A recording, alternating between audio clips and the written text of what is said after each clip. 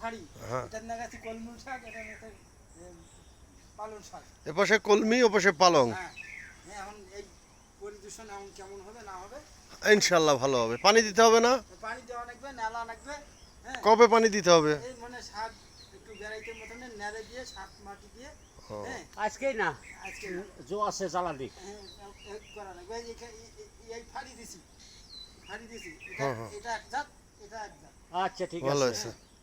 এই জাত হয়েছে এখানে, এটা যাতে এটা গাড়ি দিছি, ওটা গাড়ি দিয়ে দিছি, মানে ভেজাল শেষ। হ্যাঁ, হ্যাঁ, আমাদের শাহজাহান ভাই হ্যাঁ। শাক রোপণ করলেন, শাকের বীজ, সরি শাক না, শাকের বীজ। বীজ। দেখা যাক, আমরা ঈদের পরে এসে দেখবো শাক বড় বড় হয়ে গেছে, আসেই খাওয়া শুরু করবো শাহজাহান ভাই। মানে খাবো, কিচ্ছু করার নাই। সার মাটি সব পণ্য দেওয়া হয়েছে। ওকে।